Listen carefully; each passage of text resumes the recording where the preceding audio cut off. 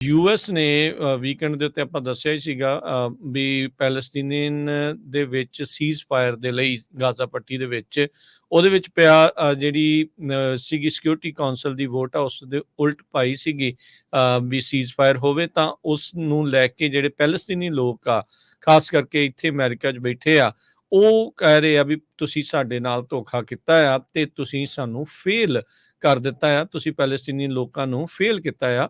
US ਨੇ UN ਦੇ ਵਿੱਚ ਸਿਕਿਉਰਿਟੀ ਕਾਉਂਸਲ 'ਚ ਇਸ ਮਤੇ ਦੇ ਉਲਟ ਯੂਐਸ ਨੇ ਵੀਟੋ ਕਰ ਦਿੱਤਾ ਸੀ। ਯੂਕੇ ਨੇ ਇਸ ਦੇ ਵਿੱਚ ਹਿੱਸਾ ਜਿਹੜਾ ਉਹ ਨਹੀਂ ਸੀ ਲਿਆ, ਬਾਕੀ ਸਾਰਿਆਂ ਨੇ ਸੀਜ਼ ਫਾਇਰ ਦੀ ਜਿਹੜੀ ਉਸ ਟਾਈਮ ਦੇ ਉੱਤੇ ਹਮਾਇਤ ਕੀਤੀ ਸੀ। ਇੱਥੇ ਫਰੈਜ਼ਨੋ ਦੇ ਵਿੱਚ ਵੀਕਐਂਡ ਦੇ ਉੱਤੇ ਪਿਛਲੇ ਵੀਕ ਦੇ ਵਿੱਚ ਪੈਲਸਤੀਨੀ ਫਲੈਗ ਵੀ ਜਿਹੜਾ ਆ ਉਹ ਲਹਿਰਾਇਆ ਗਿਆ ਆ। ਕਾਉਂਸਲ ਮੈਂਬਰ ਮਿਗਲ ਆਰਕਸ ਜਿਹੜੇ ਆ ਉਹਨਾਂ ਨੇ ਮਿਕਲ ਆਰੇਅਸ ਉਹਨਾਂ ਨੇ ਇਸ ਨੂੰ ਜਿਹੜਾ ਮੁੱਖ ਤੌਰ ਦੇ ਉੱਤੇ ਲੈ ਕੇ ਆਂਦਾ ਸੀ, ਨਾਲ ਹੋਰ ਕਈ ਜਣੇ ਵੀ ਉੱਥੇ ਮੌਜੂਦ ਸੀ। ਉਹਨਾਂ ਨੇ ਕਿਹਾ ਵੀ ਭਾਈ ਜਿਸ ਤਰੀਕੇ ਦੇ ਨਾਲ ਸਾਡੇ ਲਈ ਪੈਲਸਤੀਨੀ ਲੋਕ ਉਨੇ ਹੀ ਇੰਪੋਰਟੈਂਟ ਆ ਜਿੰਨੇ ਜਿਊਸ਼ ਆ, ਜਿੰਨੀ ਹਿਮਾਊਨ ਕਮਿਊਨਿਟੀ ਆ, ਜਿੰਨੀਆਂ ਬਾਕੀ ਕਮਿਊਨਿਟੀਜ਼ ਇੱਥੇ ਰਹਿ ਰਹੀਆਂ ਹੈਗੀਆਂ ਆ, ਤੇ ਅਸੀਂ ਉਹਨਾਂ ਦੇ ਨਾਲ ਇੱਥੇ ਮੋਢੇ ਨਾਲ ਮੋਢਾ ਜੋੜ ਕੇ ਜਿਹੜੇ ਉਹ ਖੜੇ ਆ ਵੀ ਜਿੱਥੇ ਧੱਕਾ ਹੋ ਰਿਹਾ ਅਸੀਂ ਉਸ ਚੀਜ਼ ਨੂੰ ਕਵਾਂਗੇ। ਪੈਲਸਤੀਨੀਅਨ ਐਂਬੈਸਡਰ ਜਿਹੜੇ ਯੂਕੇ ਨੂੰ ਹੈਗੇ ਨੇ ਹਸਮ ਜ਼ੋਮਲਟ, ਉਹਨਾਂ ਨੇ ਕਿਹਾ ਵੀ ਯੂਐਸ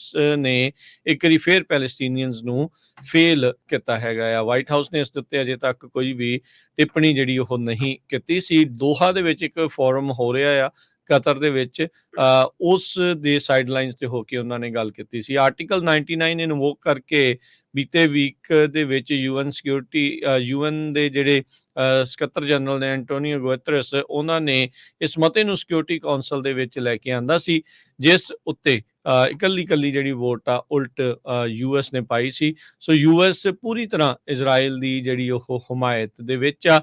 ਯੂਐਸ ਨੇ ਬਾਅਦ ਦੇ ਵਿੱਚ ਇਹ ਕਿਹਾ ਸੀ ਉੱਥੇ ਵੀਟੋ ਕਰਨ ਵੇਲੇ ਵੀ ਕਹਿੰਦੇ ਵੀ ਜੇ ਅੱਜ ਅਸੀਂ ਇਸ ਦੇ ਵਿੱਚ ਸੀਜ਼ ਫਾਇਰ ਦਾ ਐਲਾਨ ਕਰਦੇ ਹਾਂ ਤਾਂ ਬੇਸਿਕਲੀ ਹਮਾਸ ਨੂੰ ਇਹ ਮੌਕਾ ਮਿਲੂਗਾ ਵੀ ਇੱਦਾਂ ਦੇ ਪੁੱਠੇ ਕੰਮ 7 ਅਕਤੂਬਰ ਵਰਗੇ ਦੁਬਾਰਾ ਕਰਕੇ ਵੀ ਤੁਸੀਂ ਜਿਹੜਾ ਆ ਤੁਸੀਂ ਸਾਨੂੰ ਜਿਹੜਾ ਬਾਅਦ ਦੇ ਵਿੱਚ ਮਾਰੋ ਵੀ ਨਾ। ਪਰ ਇੱਥੇ ਲੋਕ ਜਿਹੜਾ ਆ ਉਹ ਇਸ ਗੱਲੋਂ ਜ਼ਿਆਦਾ ਪਰੇਸ਼ਾਨ ਜਾਂ ਬੇਚੈਨ ਨੇ ਵੀ ਕਲੈਕਟਿਵ ਪਨਿਸ਼ਮੈਂਟ ਦੇ ਉਲਟ ਜਿਹੜਾ ਆ ਦੁਨੀਆ ਭਰ ਦੇ ਵਿੱਚ ਹਾਹਾਕਾਰ ਮਚੀ ਆ ਵੀ ਤੁਸੀਂ ਹਮਾਸ ਨੂੰ ਹਮਲਾ ਕਰਨਾ ਹੈ, ਹਮਾਸ ਨੂੰ ਮਾਰਨਾ ਹੈ, ਉਹਦੇ ਲਈ ਤਾਂ ਕੋਈ ਤੁਹਾਨੂੰ ਰੋਕ ਨਹੀਂ ਰਿਹਾ, ਪਰ ਆਮ ਜਿਹੜੇ ਸਿਵਿਲੀਅਨਸ ਦਾ ਉੱਥੇ ਘਾਣ ਹੋ ਰਿਹਾ ਆ ਉਸ ਉੱਤੇ ਲੋਕ ਕਾਫੀ ਜ਼ਿਆਦਾ ਸਵਾਲ ਚੁੱਕ ਰਹੇ ਨੇ।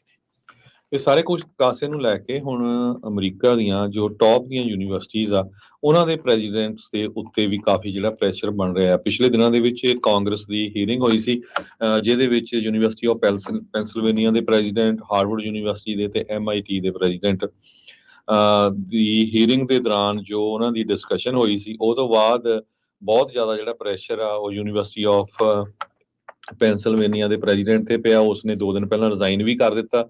ਹੁਣ ਜਿਹੜੀ ਹਾਰਵਰਡ ਯੂਨੀਵਰਸਿਟੀ ਦੀ ਪ੍ਰੈਜ਼ੀਡੈਂਟ ਆ ਕਲੌਡੀਆ ਗੇ, ਉਹਨਾਂ ਦੇ ਉੱਤੇ ਵੀ ਸਕੂਲ ਬੋਰਡ ਵੱਲੋਂ ਜਿਹੜਾ ਆ ਕਾਫੀ ਪ੍ਰੈਸ਼ਰ ਪੈ ਰਿਹਾ ਹੈਗਾ ਆ ਵੀ ਉਹਨਾਂ ਨੇ ਜੈਨੋਸਾਈਡ ਆਫ ਜਿਊਜ਼ ਨੇ ਵੀ ਵਾਇਲੇਟ ਕੀਤਾ ਗਿਆ ਕਾਲ ਆਈਵੀ ਲੀਗ ਸਕੂਲ ਦੇ ਵਿੱਚ, ਉਹਦੇ ਸੰਬੰਧ ਦੇ ਵਿੱਚ ਉਹਨਾਂ ਦਾ ਸਟੈਂਡ ਕੀ ਸੀ। ਸੋ 500 ਤੋਂ ਵੱਧ ਜਿਹੜੇ ਹਾਰਵਰਡ ਯੂਨੀਵਰਸਿਟੀ ਦੇ ਫੈਕਲਟੀ ਮੈਂਬਰਸ ਆ ਉਹਨਾਂ ਨੇ ਯੂਨੀਵਰਸਿਟੀ ਪ੍ਰੈਜ਼ੀਡੈਂਟ ਦੀ ਸਪੋਰਟ ਕੀਤੀ ਆ, ਪਰ ਹਾਰਵਰਡ ਕਾਰਪੋਰੇਸ਼ਨ ਤੇ ਹਾਰਵਰਡ ਬੋਰਡ ਆਫ ਓਵਰਸੀਜ਼ ਤੇ ਯੂਨੀਵਰਸਿਟੀ ਦੀ ਸੈਕੰਡ ਹਾਈਐਸਟ ਗਵਰਨਿੰਗ ਬੋਡੀ ਜਿਹੜੀ ਆ ਉਹਨਾਂ ਦੇ ਉੱਤੇ ਪ੍ਰੈਸ਼ਰ ਆ ਡੋਨਰਸ ਦਾ, ਜਿਹੜੇ ਬਹੁਤ ਮਿਲੀਅਨਸ ਆਫ ਡਾਲਰ ਦਿੰਦੇ ਆ, ਤੇ ਲਾ ਮੇਕਰਸ ਦਾ ਵੀ ਪ੍ਰੈਜ਼ੀਡੈਂਟ ਦੀ ਛੁੱਟੀ ਹੋਣੀ ਚਾਹੀਦੀ ਹੈਗੀ ਆ।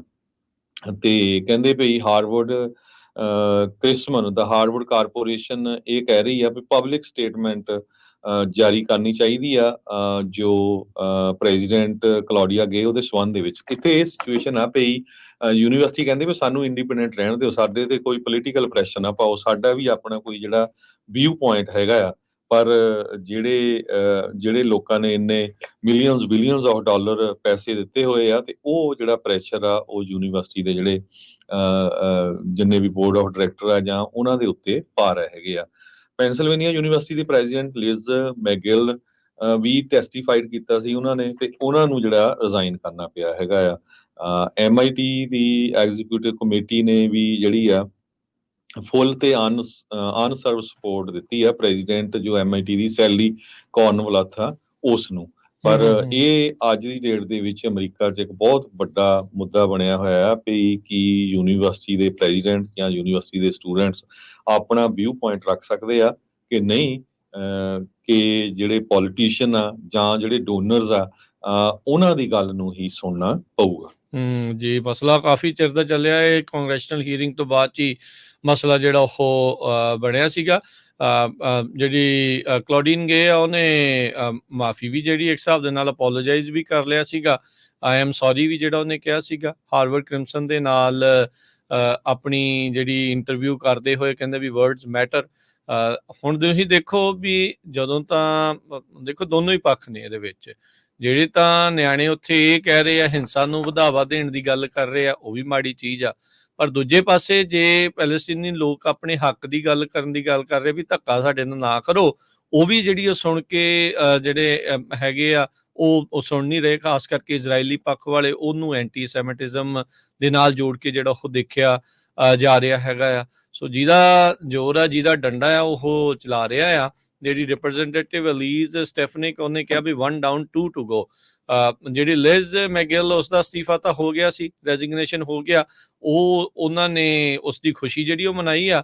ਗੇ ਤੇ ਕਾਰਨਬਲੋਥ ਉਹਨਾਂ ਨੂੰ ਹੁਣ ਜਿਹੜੇ 2 ਰਹਿ ਗਏ ਆ ਉਹਨਾਂ ਦੇ ਅਸਤੀਫੇ ਵੱਲ ਨੂੰ ਜੋਰ ਲਾਇਆ ਪਿਆ। ਸਟੈਫਨਿਕ ਦੇ ਨਾਲ 71 ਹੋਰ ਬਾਈਪਾਰਟੀਜ਼ਨ ਲਾ ਮੇਕਰਸ ਆ ਜਿਨ੍ਹਾਂ ਨੇ ਚਿੱਠੀ ਲਿਖੀ ਆ ਗਵਰਨਿੰਗ ਬੋਰਡਸ ਜਿਹੜੇ ਦੋਨੋਂ ਹੀ ਹਾਰਵਰਡ ਨੂੰ ਵੀ, ਪੈਨਸਿਲਵੇਨੀਆ ਵਾਲੇ ਨੂੰ ਵੀ, ਪੈਨ ਸਟੇਟ ਵਾਲਿਆਂ ਨੂੰ ਵੀ ਤੇ ਜਿਹੜੀ MIT ਆ ਉਹਨਾਂ ਨੂੰ ਵੀ। ਕਹਿੰਦੇ ਵੀ ਉਹਨਾਂ ਯੂਨੀਵਰਸਿਟੀ ਲੀਡਰਸ ਨੂੰ ਬਾਹਰ ਦਾ ਜਿਹੜਾ ਉਹ ਰਸਤਾ ਤੋਰੋ। ਉਧਰ ਹਾਰਵਰਡ ਦੇ ਵਿੱਚ ਮਸਲਾ ਹੋਰ ਤਰੀਕੇ ਦੇ ਨਾਲ ਵੀ ਹਰਜੋਤ ਸਿੰਘ ਜੀ ਸਾਹਮਣੇ ਉੱਭਰ ਕੇ ਆ ਰਿਹਾ। ਕਹਿੰਦੇ ਸੈਂਕੜੇ ਜਿਹੜੇ ਫੈਕਲਟੀ ਮੈਂਬਰਸ ਆ ਉਹਨਾਂ ਨੇ ਜਿਹੜੀ ਹਾਰਵਰਡ ਦੀ ਇਹ ਪ੍ਰੈਜ਼ੀਡੈਂਟ ਹੈਗੀ ਹੈ ਕਲੌਡੀਨ ਗੇ, ਉਹਦੇ ਹੱਕ ਦੇ ਵਿੱਚ ਪਟੀਸ਼ਨ ਜਿਹੜੀ ਉਹ ਸ਼ੁਰੂ ਕਰ ਦਿੱਤੀ। ਉਹ ਕਹਿੰਦੇ ਵੀ ਯੂਨੀਵਰਸਿਟੀ ਦੇ ਬੋਰਡ ਦੀ ਮੀਟਿੰਗ ਦੇ ਵਿੱਚ ਹੁਣ ਇਸ ਦਾ ਫੈਸਲਾ ਭਵਿੱਖ ਤੈਅ ਤਾਂ ਹੋਊਗਾ, ਪਰ ਬਹੁਤ ਸਾਰੇ ਜਿਹੜੇ ਆ ਉਹਨਾਂ ਨੇ ਕਲੌਡੀਨ ਗੇ ਦੇ ਹੱਕ ਦੇ ਵਿੱਚ ਵੀ ਜਿਹੜੀ ਪਟੀਸ਼ਨ ਪਾਈ ਆ ਵੀ ਨਹੀਂ, ਇਸ ਨੂੰ ਰਿਮੂਵ ਨਹੀਂ ਕਰਨਾ ਚਾਹੀਦਾ।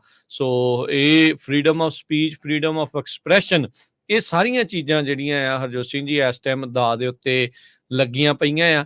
ਕੀ ਬਣੂਗਾ ਕੀ ਨਹੀਂ ਬਣੂਗਾ, ਪਰ ਇੱਕ ਚੀਜ਼ ਇਹਨਾਂ ਸਾਰੇ ਕਾਸੇ ਚੋਂ ਅੰਡਰਲਾਈਨਿੰਗ ਗੱਲ ਇਹ ਆ ਹਰਜੋਤ ਸਿੰਘ ਜੀ ਵੀ ਇਜ਼ਰਾਈਲ ਵਾਲਿਆਂ ਦੀ ਬਹੁਤ ਤਗੜੀ ਲੌਬੀ ਆ।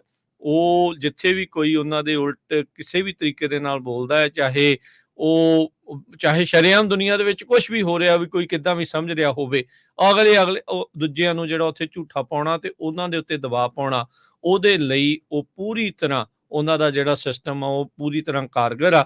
ਤੇ ਇਸੇ ਕਰਕੇ ਇੱਕ ਯੂਨੀਵਰਸਿਟੀ ਦੇ ਪ੍ਰੈਜ਼ੀਡੈਂਟ ਨੂੰ ਅਹੁਦਾ ਦੇਣਾ ਪੈ ਗਿਆ ਤੇ ਦੋਵਾਂ ਦੇ ਉੱਤੇ ਤਲਵਾਰ ਜਿਹੜੀ ਉਹ ਇਸ ਟਾਈਮ ਲਟਕ ਰਹੀ ਹੈਗੀ ਆ। ਸੋ ਲੈਟਸ ਸੀ ਕੀ ਜਿਹੜਾ ਉਹ ਅੱਗੇ ਇਸ ਪੂਰੇ ਮਾਮਲੇ ਵਿੱਚ ਬਣਦਾ ਆ।